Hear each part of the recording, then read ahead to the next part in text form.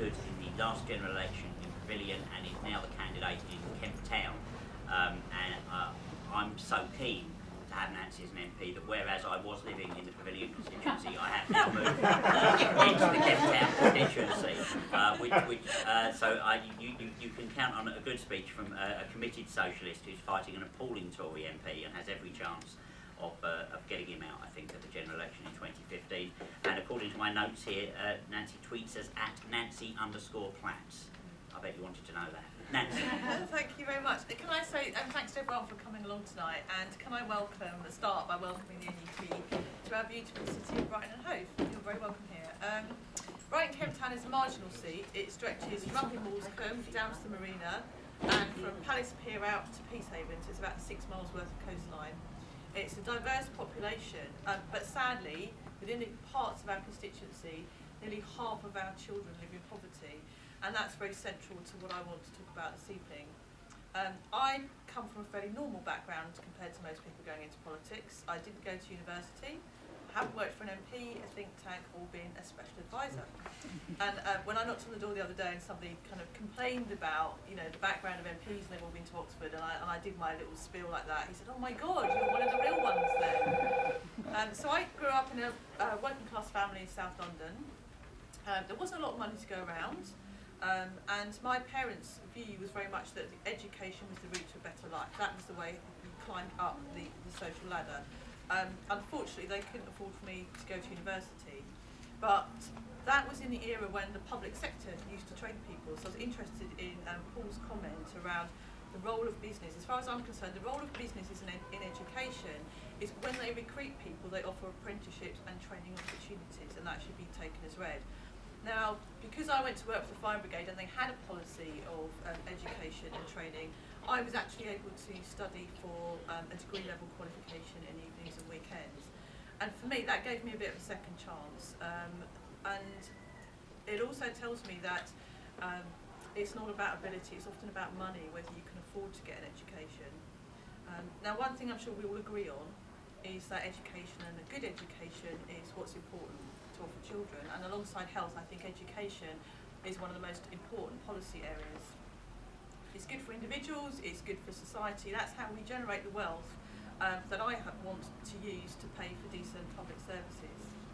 But what concerns me is we've now got a generation of young people looking at a fairly bleak future in front of them, and this government, it seems to be determined to plough on with a social experiment that does nothing to help but only hinders your ability as teachers to do your jobs. And this government's plan is as far removed from the ideal that's been described here as you could get. And it's about forcing new schools, even in local authorities that have shown they can deliver excellent standards in their schools, to become academies or free schools. And what's followed is this atmosphere of lost trust, concern, fear and confusion. And by forcing local authorities to advertise new schools to academy chains and free school providers first, they've assisted in creating a serious school places crisis. Now, in Brighton, we're likely to face that crisis in about 2017, I think, so it's quite soon. And we're going to have the number of children exceeding the number of places that are available. And already here, if you read our local papers, you'll read stories about parents who've got quite tortuous journeys where they've got more than one child and they can't get the second child into the same school. They're having to zigzag across Brighton before trying to get to work themselves. So it's making life incredibly difficult for our parents. Now, what we need, and what I support, is a policy that listens to you, teachers that are in the front line doing one of the most important jobs in the world. Now, Michael Gove seems to think that creating a free market in schools can magically raise standards. And then when schools don't attain those standards, he blames teachers. Now, the reality, I think, is that inequality impacts much more directly on a child's performance, and that children are not starting school on an equal basis. And I know from the work I've done in organisations like Child Poverty Action Group that there's multiple issues to be resolved around people living in poverty, and that there's a significant link between poverty and education and attainment. And teachers alone can't reverse that. They can't reverse generations of disadvantage. And education alone can't redress that balance. We've got to deal with things like poor housing, health and financial exclusion as well. And we've got to look at the people that fall in and out of work because they're in the most insecure jobs. And in particular, my biggest bugbear is 0 hours contracts. People who don't know how much money they're going to have from one week to the next, or if they're going to have enough money to turn on the heating or anything. And I want us to remember, and I want this to be central to a Labour theme coming up to the next election, that most of the wealth in this country is inherited. And we can't blame people for being poor if we've never really redistributed that wealth. And that's come from years of land and property ownership. And the truth is, in the UK, that on the whole, your life chances are going to be determined by the family and the circumstances that you are born into.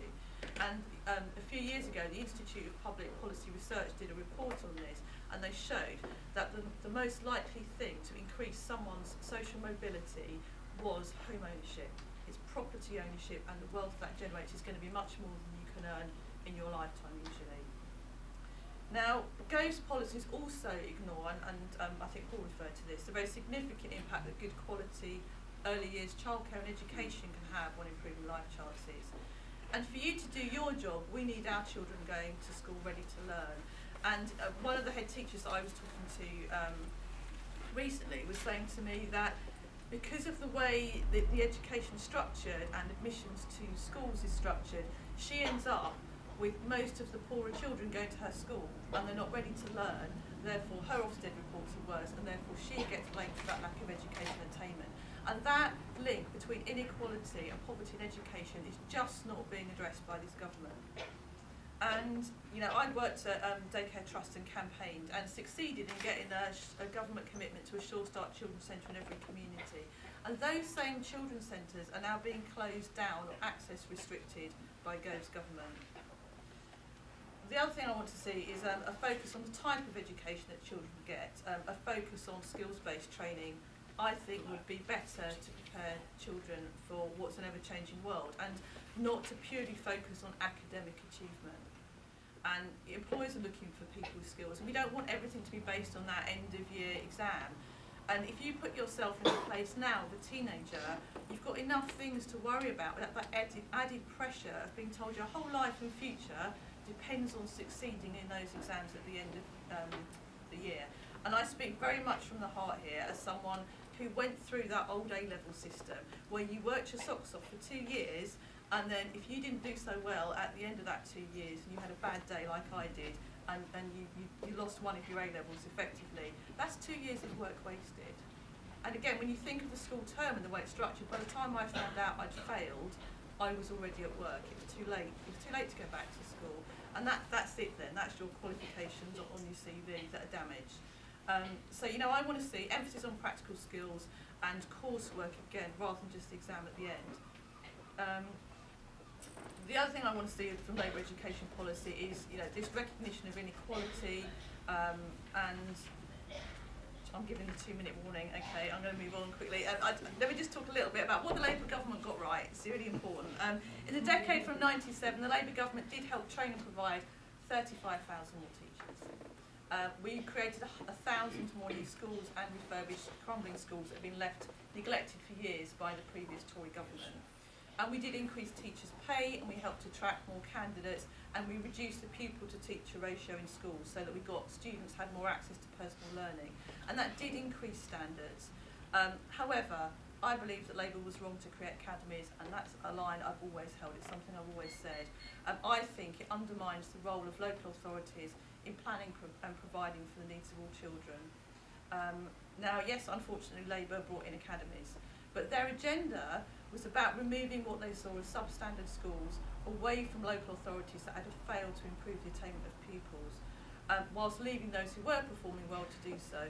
It wasn't about setting unattainable targets, irrespective of the intake. So if I'm elected to Parliament, I'm going to campaign for the restoration of that local authority role in education, against any more academies or free schools. And I want to see legislation that gives local authorities back the control that they had over planning and provision of all schools in their area. And I want teachers to be part of that national pay bargaining system. I think Michael Cove has undermined the fabric of our schools by introducing performance-related pay and destroying national pay bargaining. I think he's asking you to do more whilst offering you less.